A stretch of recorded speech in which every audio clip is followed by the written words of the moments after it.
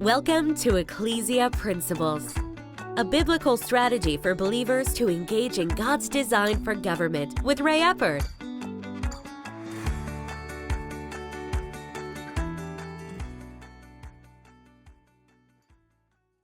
Hello, glad you could join us again today. We're going to continue again this week talking about building the bridge of trust. Now, this is Ecclesia Principles, and in all honesty, this, we would call this principle number 12, but this is the primary principle regarding our function, how we operate, how we conduct ourselves with all the other principles. Now, there's a lot of other things in Scripture, and we will talk about other things, but we've been talking about major principles. Now, this bridge of trust, we started out talking about how that the bridge of trust, it's like a bridge because bridges have load limits. There's only so much you can take across a bridge. And, you know, there's the Mississippi River Bridge, there's no load limits on that. You can take whatever you want to across that thing. But, you know, especially growing up in rural Virginia, there's a lot of bridges that weight limit 8 tons, 10 tons, so forth and so on. In relationships, in all relationships, there is a bridge of trust that has its limits. How much do you trust? How strong has the relationship been built? And if you try to take too much across that bridge and you exceed those load limits, you can actually destroy the trust. You can actually destroy the bridge. And last week we talked about things that are indicators of when the bridge of trust has been severely damaged. Because a lot of times people, when you talk about building a bridge of trust, they think you're wanting to sit down, hug, and sing Kumbaya. But in reality, this bridge of trust is extremely vital. It is critical to the success of reforming, rejuvenating, restoring America. It is crucial to that, and we have to understand it. Today, we're going to talk about things that are a part of the hard work of building that bridge of trust. Our two passages that we have used for this have been Proverbs 18:19. A brother offended is harder to be won than a strong city. Then also, Matthew 24:12 says, and because lawlessness will abound, the love of many will grow cold. And that word lawlessness there, I would like you to think of it in a bigger picture than just breaking the law. You know, speed limit's 70. You know, you don't do 90. Don't think of it in those terms. If you would, think of it in a broader sense. Stephen Covey, author of 7 Habits of Highly Effective People, in that book, he wrote that the laws of human interaction are as fixed as the laws of nature. You see, lawlessness, not only is it breaking the societal laws, but it is breaking the laws of human interaction that God has established. God established the laws of nature. He has established the laws of human interaction. And His Word communicates to us those things that when we follow His Word, we're functioning within the framework of those laws of human interaction. So let's go ahead and let's start doing the hard work. Let's start talking about restoring trust. Now, one of the first things that has to be done is where and how has the trust been broken? Where and how has the trust been broken? In other words, let's take it, because again, these things are easier to see in individual relationships. Let's take two people. they are husband, wife, they are, dating, whatever, and something happens that there's an interaction, things don't go well at that moment. But yet there's still interest in restoring the relationship, fixing it, making it better. One of the first things that has to happen is there has to be an understanding of what and how the relationship was damaged. From a more personal standpoint, how and what did I do to hurt you? Because sometimes, and this is a reality, and for all us guys, there's a lot of times in especially a marital relationship, you do something, you say something, you actually think you're doing good. And then you look at the reaction and you go, well, that didn't go over like I thought. And we don't know. And every woman understands, those guys don't know. Well, a little side note, women don't understand men any more than men understand women. That's why communication is important. But how did I hurt you? What did I do? At that point, there has to be an understanding that I could have done something that I didn't understand how it affected you. I didn't understand how it affected you.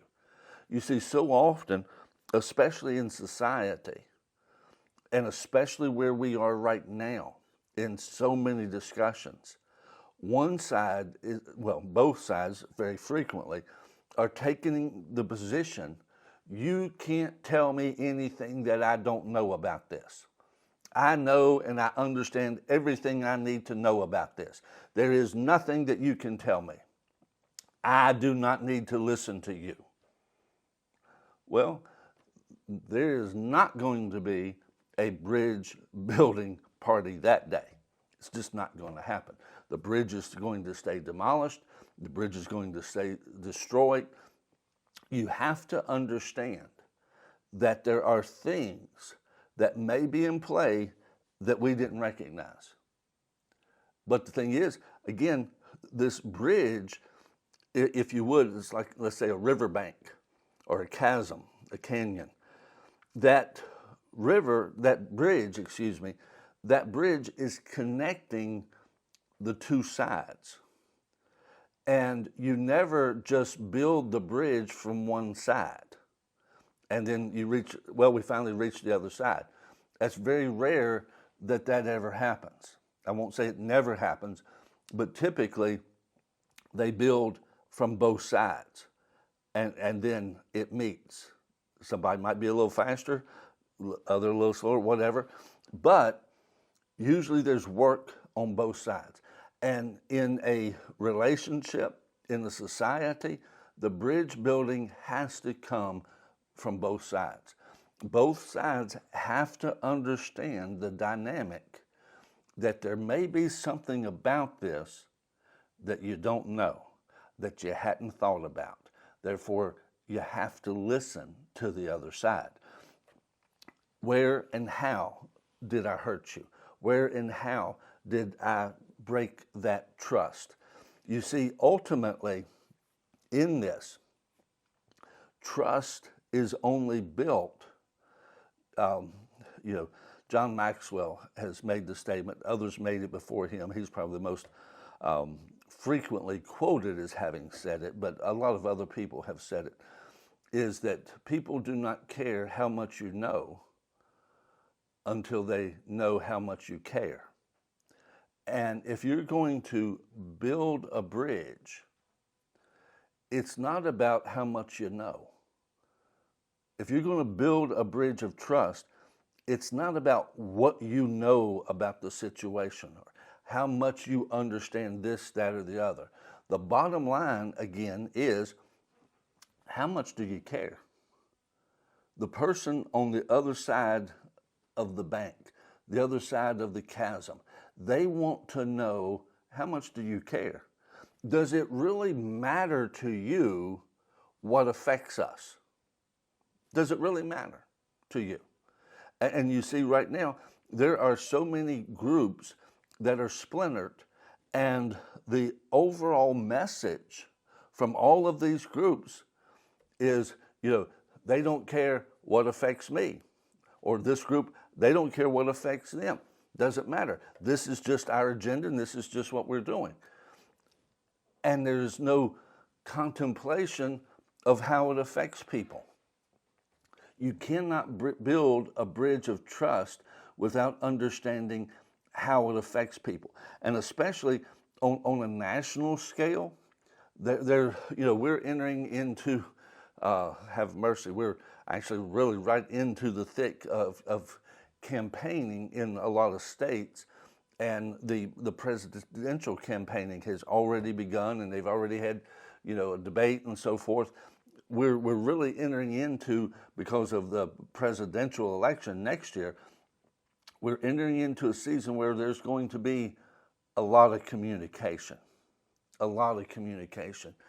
And the thing is, if anyone is actually going to effectively create change, a bridge of trust has to be built. There has to be an understanding of what is affecting people. So often, there are those that, this is just what we need to do, and we're going to do it. We don't care how many people lose jobs. We don't care how it affects families. I'll go ahead and throw out, the Affordable Care Act. The bottom line, we were told it would be cheaper, that you'd have better service and so forth and so on. And there were people that said, no, it can't work that way. Oh, they're just lying. Well, the bottom line is there's less coverage today. Deductibles are astronomically higher. It is the Affordable Care Act has actually made health care much more inaffordable, much more inaccessible or unaccessible, that the changes from that have been actually the very opposite of what was said would happen. But the bottom line was, there were people who were saying this could happen. No, and that was just shut down. Now, part of that, statements about wanting to move it that way, was because there was this idea that those in favor of it were really wanting to move everything under governmental control. And in reality, that really looks like it is and has been the case. And they're continuing to try to do all of that. They're actually trying to turn us into a socialistic/communistic society where government controls everything. Government has the final say on everything. And that ultimately, if government has final say on everything, liberty is out the window. Liberty's out the window. If the government decides what you can say, if the government decides how you can feel about things, as far as your opinion, what side you're, if they control those things, and they are beginning to do so. There was recently, I read an article on a Catholic couple that wanted to adopt children.